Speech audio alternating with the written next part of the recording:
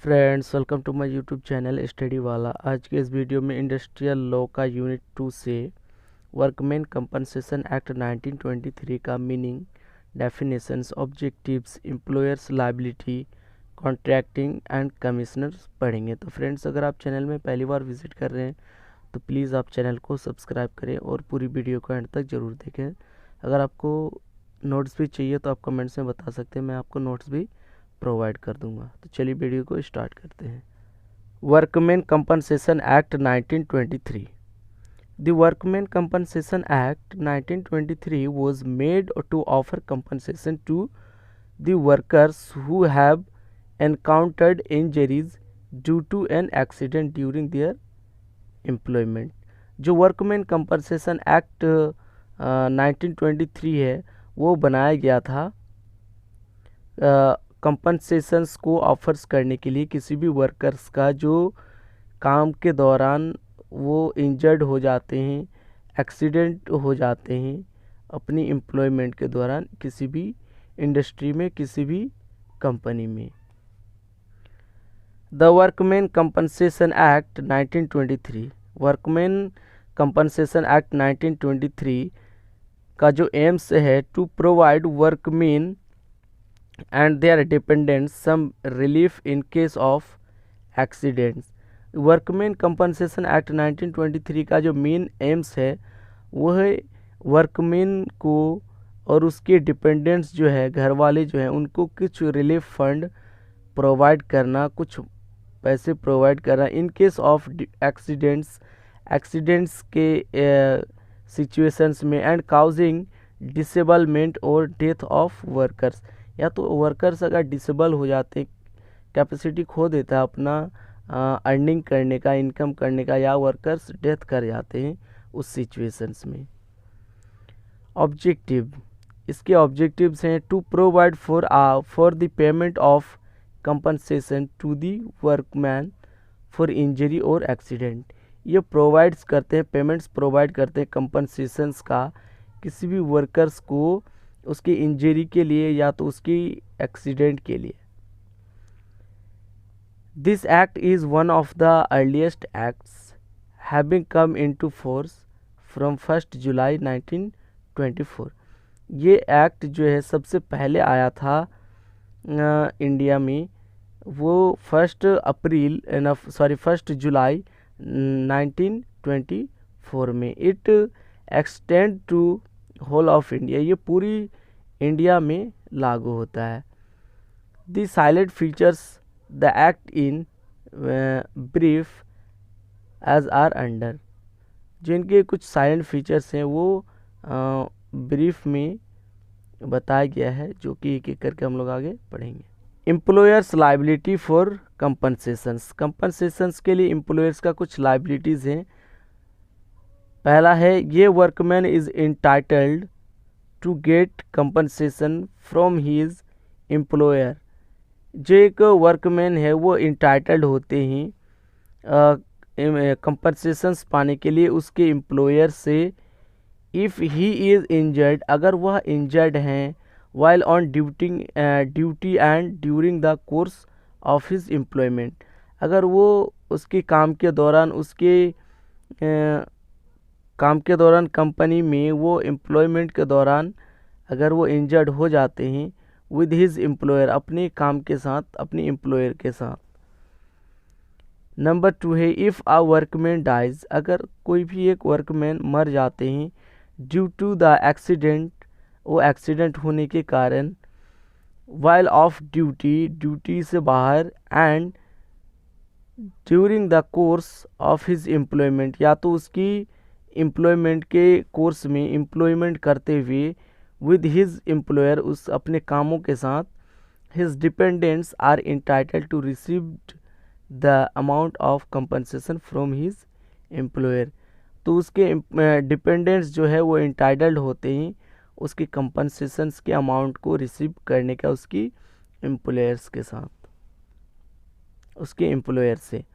Occupational disease, if a workman contacts occupational disease enlisted in schedule 3 of this act, अगर कोई भी एक workman contract वो occupational disease हो जाते हैं, वो लिस्टेड शेड्यूल 3 इस एक्ट के तहत while on duty and during the course of his employment, उसके ड्यूटी के दौरान, उसकी कोर्स ऑफ हिज एम्प्लॉयमेंट, उसके काम के दौरान, विद हिज एम्प्लॉयर, उसके एम्प्लॉयर्स के साथ, his dependents are entitled to receive the amount of compensation from his employer, तो उसके डिपेंडेंट्स जो है इंटाइटल्ड होते हैं कंपनसेशन अमाउंट को रिसीव करने का उसके एम्प्लॉयर से।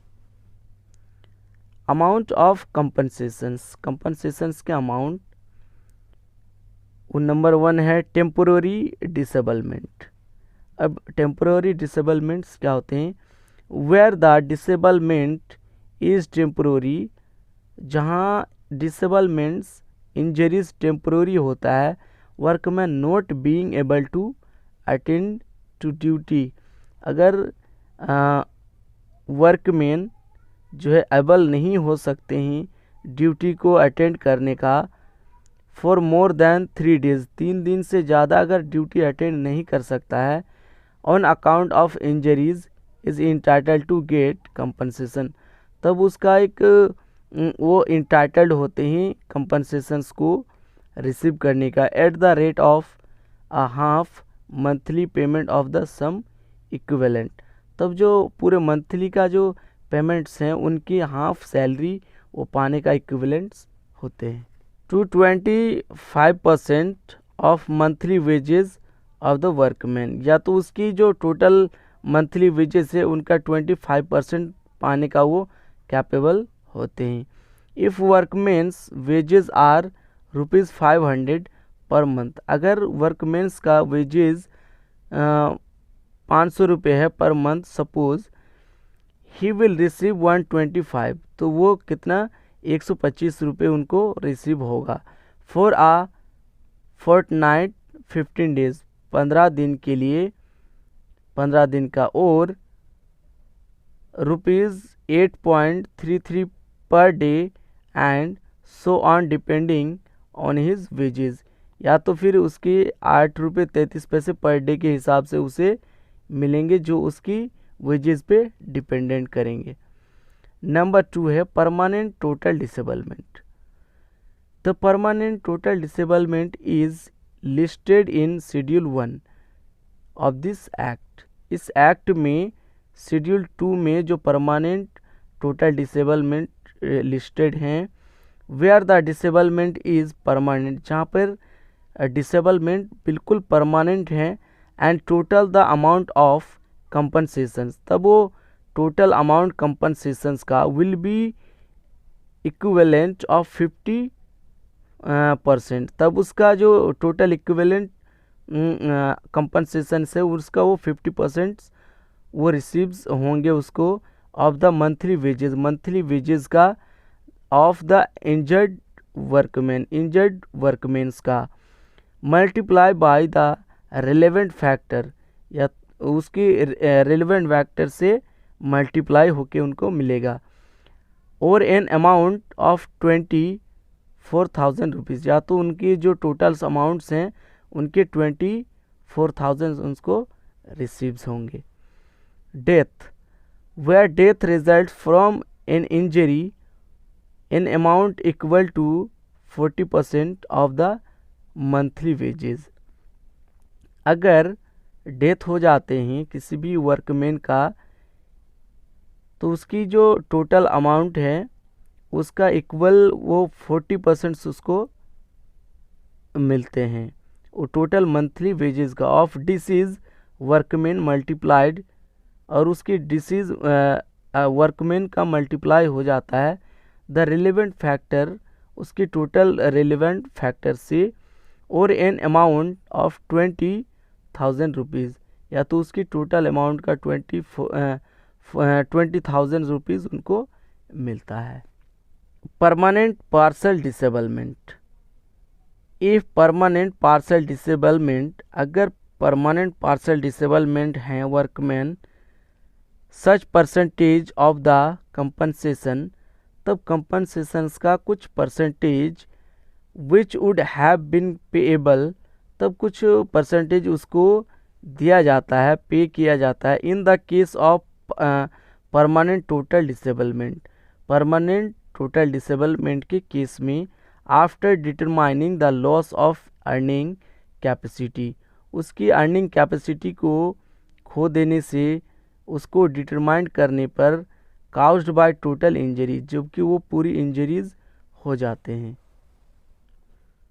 Contracting, where any person in the course of, और जब कोई एक पर्सन्स कॉन्ट्रैक्ट बेस पे होते हैं for the purpose of his trade और बिजनेस, उसकी ट्रेड के पर्पस से, उसके बिजनेस के पर्पस से। Contracts with any other persons for execution, या तो कॉन्ट्रैक्ट्स किए जाते हैं उसकी अदर पर्सन्स के साथ और एग्जीक्यूशंस के लिए, बाय और अंडर द कॉन्ट्रैक्टर, या कॉन्ट्रैक्ट के द्वारा, ऑफ द होल, पूरी कॉन्ट्रैक्टर के द्वारा, any part of any work, किसी भी काम के पार्ट से, which is ordinarily part of the trade, जो कि एक ऑर्डिनरली पार्ट्स होते हैं ट्रेड के, बिजनेस के, ऑफ द प्रिंसिपल, किसी भी प्रिंसिपल्स का। The workman is at liability to recover, तब वो वर्कमैन जो है लायबिलिटी होते हैं रिकवर करने का compensations either from the contractor और द प्रिंसिपल, या तो कॉन्ट्रैक्टर से या तो फिर प्रिंसिपल से। Commissioners, commissioners under the act are appointed by the government, commissioners जो है इस एक्ट के अंडर अपॉइंटेड किए जाते हैं गवर्नमेंट के द्वारा। दे कैरी सर्टेन पावर्स, जो कि उसके कुछ सर्टेन पावर्स होते हैं relating to recording of evidence, evidence को रिकॉर्डिंग करने का, रजिस्टरिंग करने का, ऑफ एग्रीमेंट, किसी भी एग्रीमेंट्स का, etc, उनके अलग अलग पावर्स होते हैं। तो फ्रेंड्स आज के वीडियो इतने तक। अगर वीडियो में कोई भी डाउट हो तो प्लीज़ आप कमेंट्स में बता सकते हैं, मैं उसको सॉल्व कर दूंगा। और आपको नोट्स भी चाहिए तो आप नोट्स के लिए भी बता सकते हैं, मैं आपको नोट्स भी प्रोवाइड कर दूंगा। तो वीडियो को ज़्यादा से ज़्यादा लाइक करें, शेयर करें और चैनल को सब्सक्राइब करें। थैंक यू सो मच, और आगे की वीडियो के लिए चैनल पे बने रहें।